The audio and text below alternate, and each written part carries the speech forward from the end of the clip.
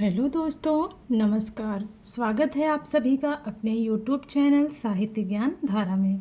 आशा करती हूँ आप सभी लोग स्वस्थ होंगे और अपनी पढ़ाई में लगे होंगे।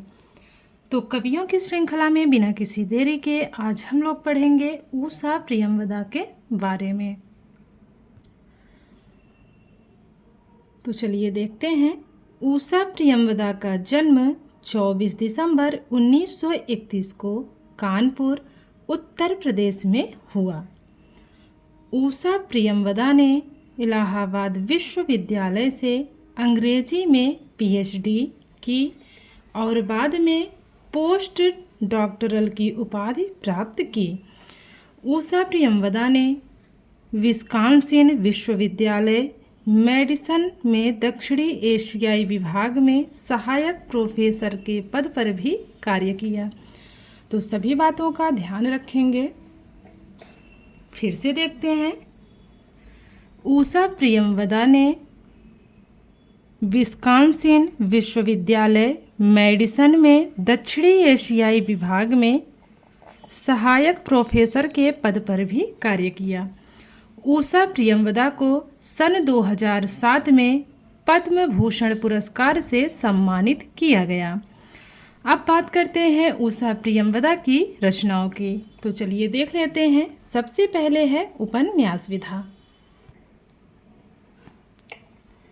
इनके उपन्यास हैं 55 खंबे लाल दीवारें 1961 ईस्वी, रुकोगी नहीं राधिका 1967 ईस्वी, शेष यात्रा 1984 ईस्वी, अंतर्वशी 2000 ईस्वी, भया कबीर उदास 2013 ईस्वी, नदी 2014 ईस्वी। तो इनके उपन्यासों को एक बार पुनः देखेंगे।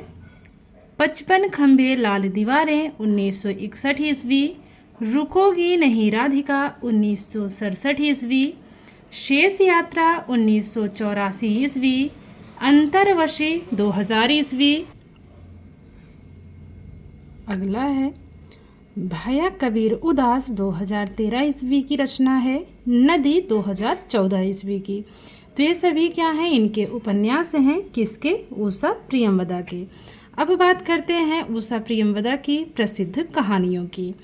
तो चलिए देखते हैं। वापसी 1960 ईस्वी, जिंदगी और गुलाब के फूल, एक कोई दूसरा, मैंने जहर दिया था 1961 ईस्वी।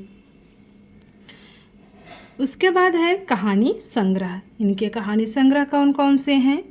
जिंदगी और गुलाब 1961 ईस्वी, फिर बसंत आया 1961 ईस्वी, एक कोई दूसरा 1966 ईस्वी, कितना बड़ा झूठ 1972 ईस्वी।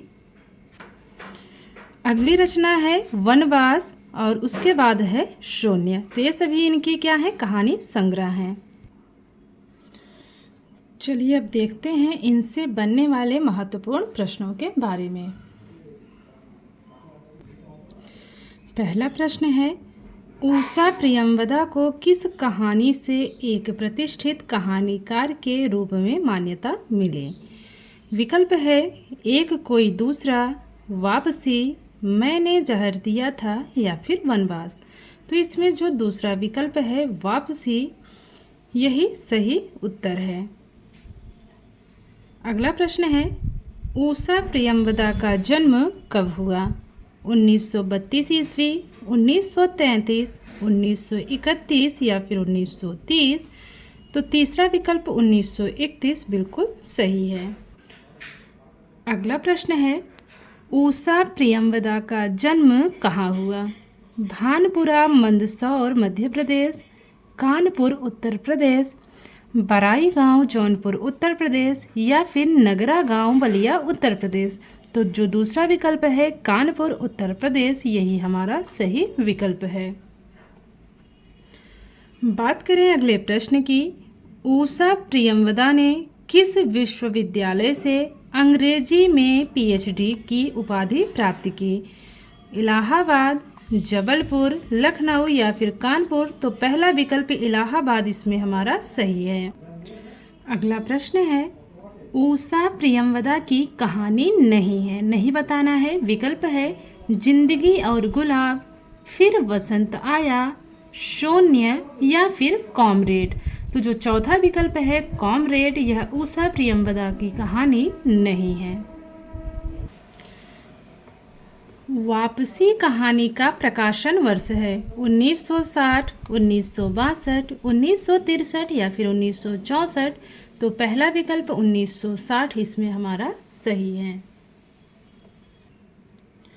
ऊषा प्रियंवदा का प्रथम उपन्यास है। अब इसका जो है क्या पूछा गया है, इनका प्रथम उपन्यास पूछा गया है। विकल्प है रुकोगी नहीं राधिका, शेष यात्रा, 55 खंभे लाल दीवारें या फिर भया कबीर उदास। तो जो इनका प्रथम उपन्यास माना जाता है वो है हमारा तीसरा विकल्प 55 खंभे लाल दीवारें। 55 खंभे लाल दीवारें उपन्यास का प्रकाशन वर्ष है। विकल्प है 1967, 1961, 1969 या फिर 1960। तो दूसरा विकल्प 1961 इसमें सही है। रुकोगी नहीं राधिका उपन्यास का प्रकाशन वर्ष क्या है? यह इसका प्रकाशन कब हुआ? 1967 में, 1962, 1969 या फिर 1960। तो पहला विकल्प 1967 हमारा बिल्कुल सही जवाब है। अगला प्रश्न है ऊषा प्रियंवदा के उपन्यासों का प्रकाशन वर्ष के अनुसार सही अनुक्रम किस विकल्प में है? विकल्प है भया कबीर उदास, नदी, शेष यात्रा, अंतरवशी। दूसरा विकल्प है शेष यात्रा, भया कबीर उदास, नदी, अंतरवशी। तीसरा विकल्प है शेष यात्रा, अंतरवशी, भया कबीर उदास और नदी। तो हमारा तीसरा विकल्प ही इसमें सही है। कैसे सही है चलिए ये भी देख लेते हैं। तो सबसे पहले क्या है शेष यात्रा। शेष यात्रा कब का है? 1984 का है। अंतरवशी 2000 की है।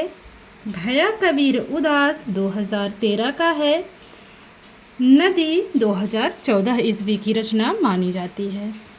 तो इसलिए हमारा तीसरा विकल्प सही होगा। अगला प्रश्न है भया कबीर उदास उपन्यास का प्रकाशन कब हुआ? 2014, 2013, 2012 या फिर 2011। दूसरा विकल्प 2013 सही उत्तर है। अगला प्रश्न है नदी उपन्यास का प्रकाशन वर्ष है 2014 ईस्वी, 2013 ईस्वी, 2012 ईस्वी या फिर 2011 ईस्वी। तो पहला विकल्प 2014 हमारा सही जवाब है। बात करें अगले प्रश्न की। यहाँ पर बहुत तेज़ से बारिश हो रही है। बारिश की आवाज़ भी शायद जा रही होगी। कोई नहीं, ज़्यादा बड़ा वीडियो नहीं है तो इसको पूरा कर लेते हैं। अंतरवशी उपन्यास का प्रकाशन वर्ष है 2004 ईस्वी, 2003, 2002 या फिर 2000 ईस्वी। अंतरवशी उपन्यास का प्रकाशन वर्ष है 2000 ईस्वी। हमारा चौथा विकल्प इसमें सही है। बढ़ते हैं प्रश्नों की श्रृंखला में अगले प्रश्न की तरफ। इनमें से कौन सा उपन्यास ऊषा प्रियंवदा का नहीं है? नहीं बताना है, इसका ध्यान रखेंगे। विकल्प है रेगिस्तान, शेष यात्रा, अंतरवशी, नदी। तो पहला विकल्प रेगिस्तान ऊषा प्रियंवदा का उपन्यास नहीं है। अगला प्रश्न है कितना बड़ा झूठ कहानी संग्रह का प्रकाशन वर्ष है? 1971 ईस्वी, 1972, 1974 या फिर 1973। तो दूसरा विकल्प 1972 बिल्कुल सही है।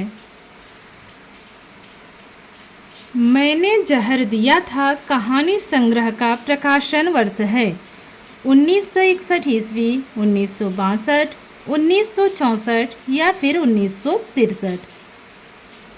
तो जो पहला विकल्प है 1961 बिल्कुल सही है।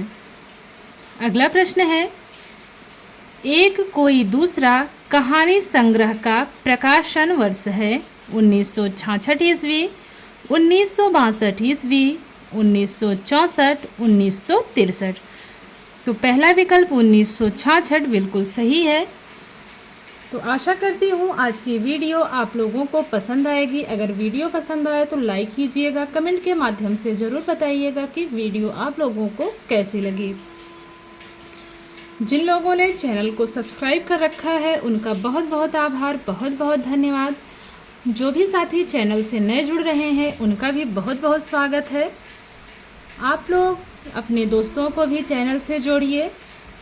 तो मिलते हैं कवियों की श्रृंखला में एक और कवि के साथ। तब तक के लिए सभी को जय श्री राधे कृष्णा, जय श्री सीताराम, नमस्कार।